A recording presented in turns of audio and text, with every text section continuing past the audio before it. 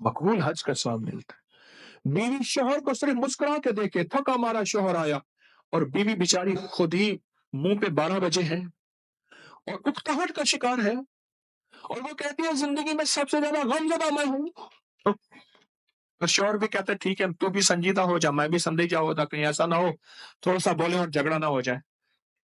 अगर वो मुस्कुरा के देखे, हाय हाय हाय हाय, फरमाया जन्नत की एक हूर है उस बीवी को जो अपने गमों को भूल के सिर्फ मुस्कुराए और मुस्कुरा के देखे कि ये शोहर बाहर का मारा, गमों का मारा, दुखों का मारा, पता नहीं नजरों को बचाता हटाता जैसे भी मेरे पास आया, मुस्कुरा के सिर्फ देखे, मुस्कुरा के बोले। और कितने बदकिस्मत शोहर हैं जो मुस्कुराहट को आज तक तरस गए हैं।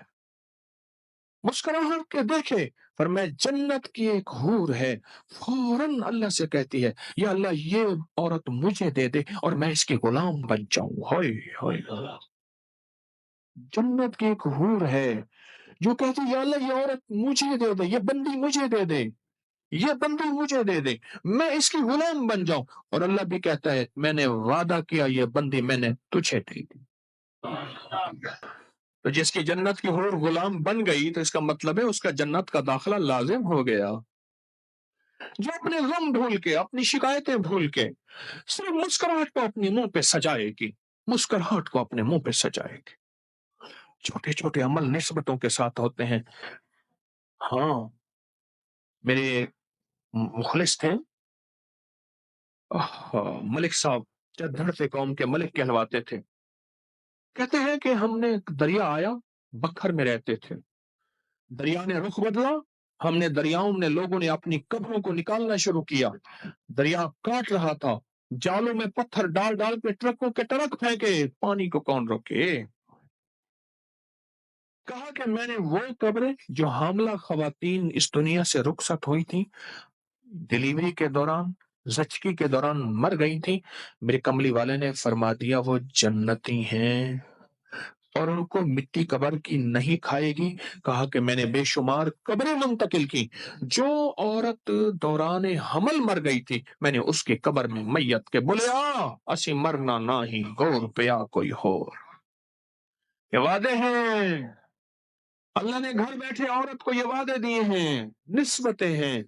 फौरन एक जन्नत की हूर लपकती है, लपकती है घर बैठे। बच्चों बच्चे ऐसा तंग करते, दिमाग खराब कर देते हैं बच्चे ही सबसे पहले। फिर घरदार खवातीन की अपनी तन्हाइयां होती है, जो बाहर फिरने वाली है वो तो अपना गम गलत कर बैठती है, उनकी अपनी तन्हाइयां होती हैं। सारी शिकायतें भूल के मुस्कुराहट दे, मुस्कुराहट दे कि गमों का मारा। हाय, हज़रत रज़ियल्लाहु तआला फरमाते हैं कि मेरी बीवी जब मुझे देखती है मुझे पाक कर देती है, मुझे पाक कर देती है। क्यों? कि मैं बीवी के जरिए ही तकवा पा सकता हूं। बड़ी गहरी बात है, बड़ी गहरी बात है। बीवी के जरिए ही तकवा पा सकता हूं, बीवी के बगैर तकवा नहीं पा सकता। एक शख्स ने आके शिकायत की अमीरुल मोमिनीन की खिदमत में, अमीरुल मोमिनीन मेरी बीवी मुझे मुस्कुरा के नहीं देखती, कभी मुस्कुराहट नहीं दी। फरमाया अगर मुझे हुक्म होता मैं दूर से उसकी खबर लेता कि वो अपने शोहर को गुलामी की तरफ, और फरमाया क़यामत के दिन ये पकड़ी हुई होगी और पूछा जाएगा कि बता इसमें जुर्म तेरा था इसका नहीं था। बड़ी बारीक बातें हैं, बड़ी बारीक बातें हैं। बाज़ औक़ात तकवा, तिलावत, तस्बीह और कुरान और जिक्र को माइयाँ चिपक जाती हैं और जिंदगी के इस लम्हे को छोड़ देती हैं और सोच नहीं समझती कि जिंदगी का यही लम्हा है कि ये सारी नफली इबादतें हैं। और बहुत फर्ज इबादत एक और है कि अपने शोहर को पाक और मुत्तकी रखना और अपने घर को, अपनी जिंदगी को पुरसुकून रखना भूल जाती हैं। मैं कई दूसरे तीसरे मेरे पास ये झगड़ा आता है, खतों के जरिए भी आता है और बिल मुशाफे तो दूसरे तीसरे रोज आता है। मेरे बंदा पास एक बंदा आके लड़ पड़ा, गुस्से में आया, मैंने खुद हाथ मिलाया, उसने ऐसे हाथ दिया ऐसे टेढ़ा करके, मैं क्या बंदा बदले आया है। बैठ गया, मेरी बात कर रही है, हजरत ये बताया ये बताया। मैंने जी आप कुछ कहना चाहेंगे? बस बस इनकी बात सुने, अब इनकी बात सुने, ये मुझे लाई है। मैंने कहा भाई उसको जबरदस्ती आप क्यों लाई हैं? इनके अपने शोहर जबरदस्ती क्यों लाई हैं? کہنے لگے بس حضرت یہ بھی آپ سے نا فیض پائے، یہ آپ کے خلاف ہے۔ اچھا، میں نے کہا آپ کی شکایت؟ اس نے کہا جی میں نے آپ کو بیوی جو دی تھی یہ ملنگڑی بنانے کے لیے دی تھی۔ یہی لفظ کہا، کیا مطلب؟